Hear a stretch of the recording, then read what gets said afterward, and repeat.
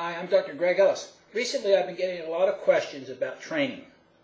What's the best type of training for bodybuilding training or for muscle size, strength, and endurance? And these questions require some understanding of muscle function if you're really going to get at it and design a program. They also require an understanding of your own personality and your desires and what it is you are trying to accomplish. Goal setting is the most important thing you need to understand. What are your goals? How are you going to accomplish them? So let's look at that first. Now let's say you want to build some bigger muscles, and we'll talk about how to accomplish that.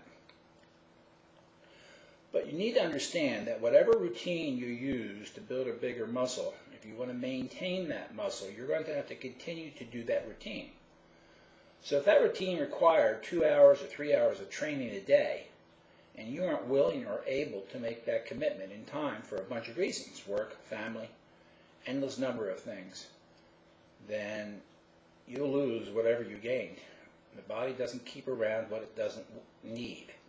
It'll take it away. So that's the first thing you have to understand. Now, the next thing you need to know is about muscles and how they're composed. Now, basically, there are 3 fiber types in a muscle. 2 fast twitch and 1 slow twitch.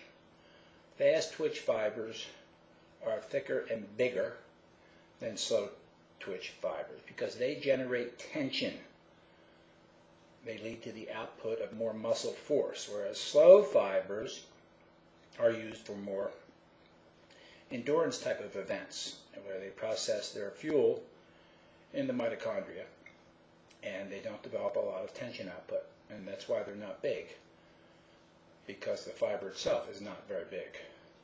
So if you're looking to build bigger muscles, you want to get more involved in the fast twitch side of things.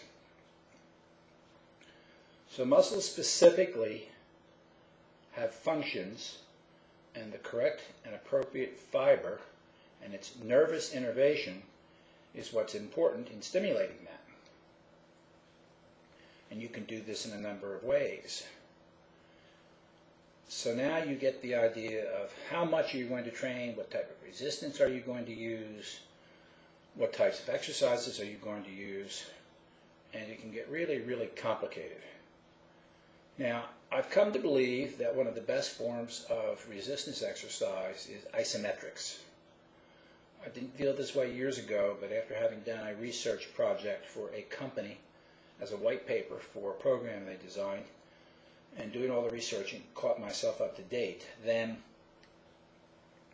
that was it. Convinced me this was one of the best forms of exercise. Now, that being said, that only covers a certain aspect of muscle function, the aspect of muscle function that's involved in producing maximal contraction forces for a very brief period of time. Now, some of these other fibers depend on increases in their volume to demonstrate increases in size. In other words, tissues within the muscle fiber itself, such as mitochondria and other fuels like glycogen and free fatty acids or fatty acids, triglycerides, intramuscular triglycerides, fill up the muscle and they give it some volume. So my preference is to do a little bit of isometrics because it just doesn't take much time. It's hard to do, but it doesn't take much time. You don't have to do much. And then complement that with some exercises that increase the muscle volume. So then you get into the question of how many sets and repetitions should you do. One of the programs that I like is by former champion bodybuilder and gym owner out in California, Vince Gironda. And Vince wrote a little pamphlet that you can get in the web called A Muscle Has 4 Sides. And the idea of his training program, let's say you wanted to build your biceps, you would pick 4 different exercises and just do 1 set of each. And that would give you a variety in the training stimulus. And I really think that's a tremendous way to train. I've been doing that type of training for years, even before I read his book. So, for example, if you want more muscle size and you're going to do your shoulders, and you do 3 sets of an exercise and do a side raise and do a press or whatever, but you never do anything for your trapezius muscles. They're left unaltered. I found that if you go out and do a type of exercise for the trapezius, that you'll build muscle very, very quickly in that. And then build up to a certain point, and then you'll reach your limit. You almost always reach your limit after a certain amount of time. And that's why it's best to use a variety of different exercises. Also a variety of repetitions. Now Vince in his program recommends 12 repetitions for each exercise. And one set of each, train twice a day. And I say, who's going to do it? I'm not. So I don't mind the notion of picking 4 different exercises for the different body parts. And of course he's got a whole program in there for doing your forearms and your calves. And frankly, I don't care anymore. I do not care about my forearms. They are what they're going to be. I don't care if they get a 1/4 inch bigger. It doesn't matter to me. It's really quite irrelevant. So I don't want to go through all that. And I don't want to train twice a day, 6 days a week. And then there's a ton of other exercises that you can do, like vibration training, which is new and becoming popular. That doesn't take much time, but that adds another component, a very powerful component, by the way.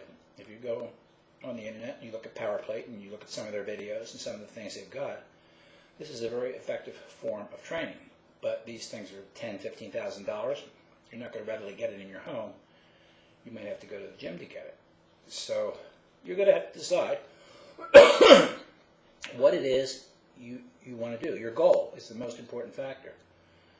And that's what you're going to have to decide.